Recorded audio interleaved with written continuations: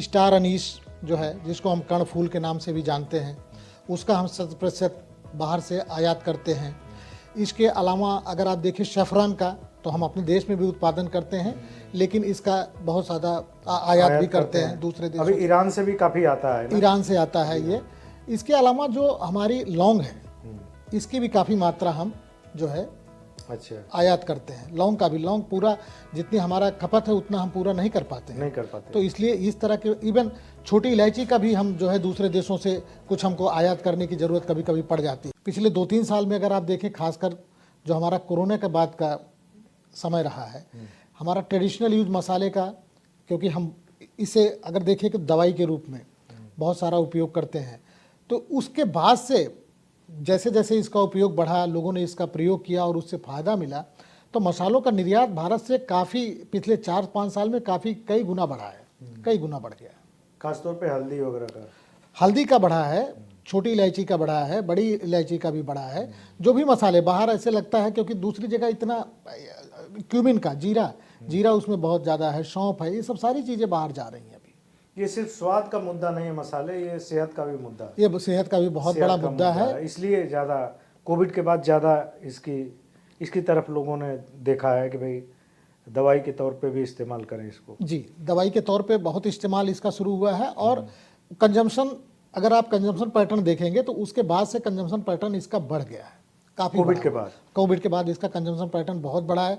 इसको लोग, हल्दी को आप देखिए दूध में भी लोग मिला के यूज़ करते हैं, अदरक को बहुत दूसरे तरह से दवाइयों में उपयोग करते हैं। तो क्योंकि जैसे जैसे लोगों को अवेयरनेस बढ़ी और मसालों की वजह से हमारे देश में आप देखें कोविड का जो प्रकोप रहा है, उससे अगर देखा जाए तो काफ़ी कुछ हम लोगों ने, हमारी जो इम्यूनिटी सिस्टम था वो दूसरे देशों से काफ़ी अच्छा था, इसीलिए लोगों ने इस पे विश्वास किया और उसके बाद से इसका प्रयोग बढ़ गया है चारों तरफ। इम्यूनिटी बूस्टर के तौर पे काफ़ी इम्यूनिटी बूस्टर बहुत होता है। सारे मसाले हमारे इम्यूनिटी को बूस्ट करने का काम करते हैं। खासकर उसमें आप हल्दी देखिए, हल्दी एक बहुत बड़ा बूस्टर है, एंटी कैंसरस है, बहुत सारे गुण मिलते हैं बहुत सारे। हल्दी तो प्राचीन काल से हमारी जो है पूजा पद्धति में या सांस्कृतिक कार्यक्रमों में, शादी ब्याह में, हर जगह हल्दी का तो इस्तेमाल होता ही रहा है, हल्दी का जी।